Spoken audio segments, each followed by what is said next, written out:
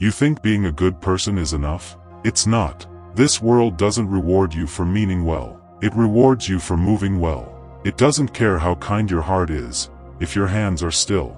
It doesn't care about the fire in your chest, if your life is cold with inaction.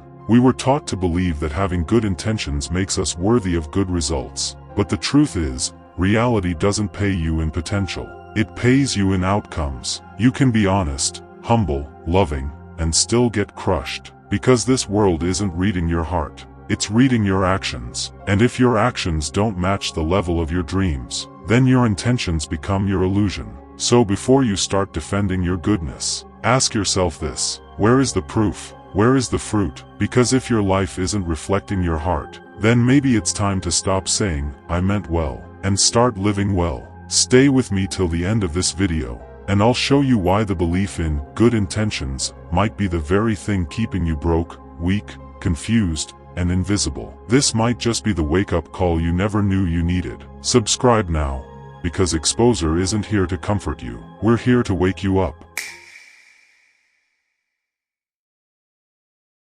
From the moment we were children, we were programmed with a comforting lie. That being nice means life will be nice back to us. We were told, just do your best. As long as your heart is pure, you'll be okay. God sees your heart. And while those words sound beautiful, they secretly trained us to value being good over being effective. We were taught that having a good heart was enough, but no one taught us how to build strong hands. No one taught us that life doesn't run on sentiment. It runs on systems, on performance, on pressure, on proof. So you grow up, trying to be kind, honest, patient, and somehow, you still keep losing.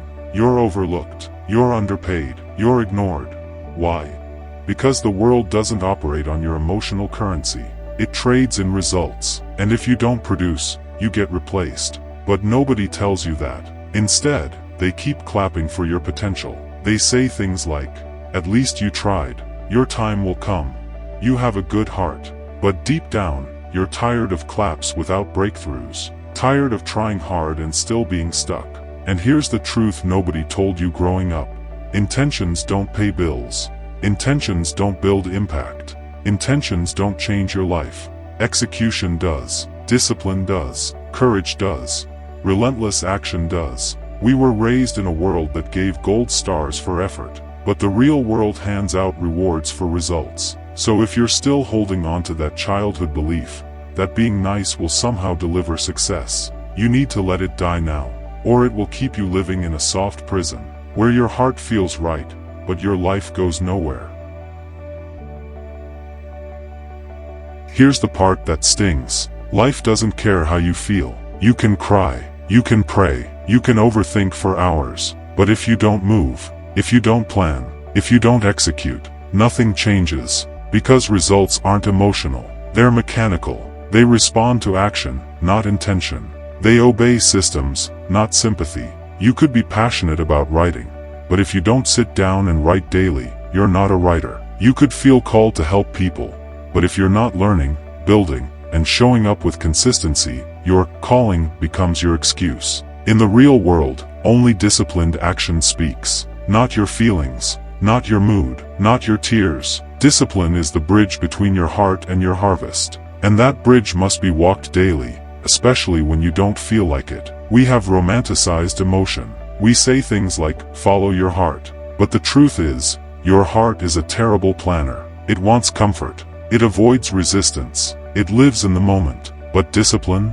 Discipline sees further than your feelings. Discipline protects you from regret. Discipline creates results even when motivation is dead. Strategy is the second key. You can be hardworking and still fail if you're climbing the wrong ladder. Emotion says, just keep going. Strategy says, where are we going, and why? Consistency is the third killer, because talent without consistency is wasted. Motivation without follow-through is useless. And good intentions, once again, become your illusion. So no, life doesn't care that you meant well. It cares that you planned well. That you showed up when no one was clapping. That you executed, even when no one was watching. That you mastered your craft until you couldn't be ignored. Because the people who rise in life aren't always the smartest. They're the ones who outlasted the emotional chaos. They chose principles over feelings, execution over excuses. And the reward? Respect, results, real power. Let's start with the ones who meant well, but failed. There are thousands of dreamers who wanted to help their communities, who believed in big visions, who had pure motives, but never did the real work to master the game they were in. And guess what? The world buried their names. You probably don't remember them, because that's how life treats good hearts without strong hands. It forgets them.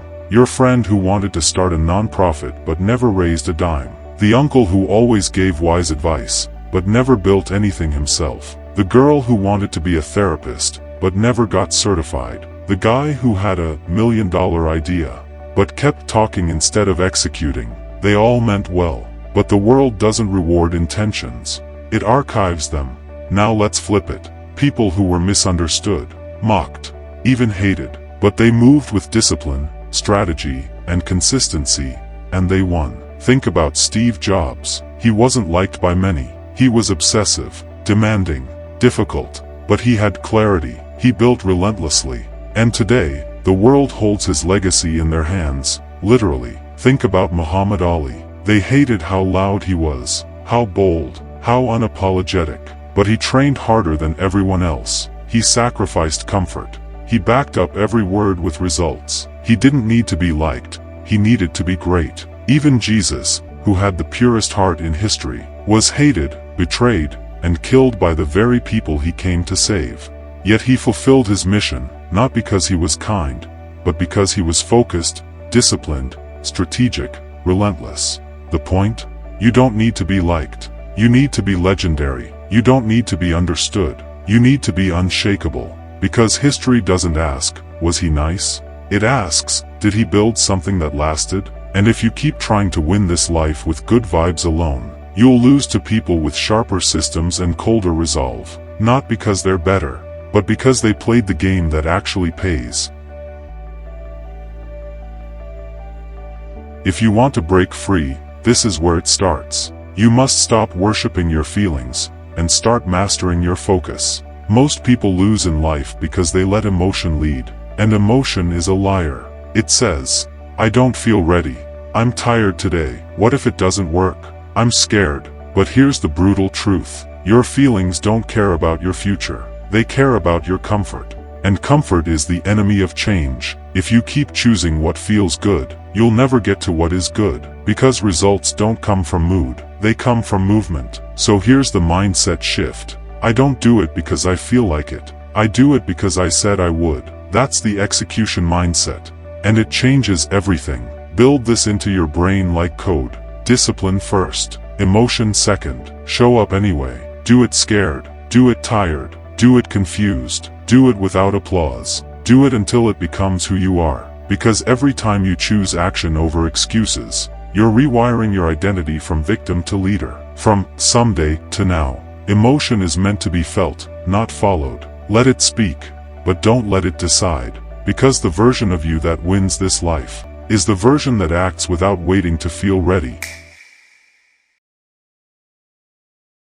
Yes, your heart matters, but only if it moves your hands. Only if it drives your discipline. Only if it translates into action. This world has no reward system for silent dreams. No trophy for almost. No applause for good intentions. The scoreboard of life doesn't show your feelings. It only shows your output. And if your heart doesn't drive your hands, then your heart becomes a prison, a soft place where your potential slowly dies. You keep saying, but I mean well. But the question is, what have you built? What have you changed? What have you finished? The world is moved by what you deliver, not what you feel. So from today, choose execution. Choose consistency. Let your hands be the loudest voice of your life. Because in the end, the ones who win aren't the ones who hoped the hardest. They're the ones who moved when it was hardest. If this hit you, don't just scroll away like everyone else. Comment one word you're choosing to live by from now on. Discipline, execution, consistency.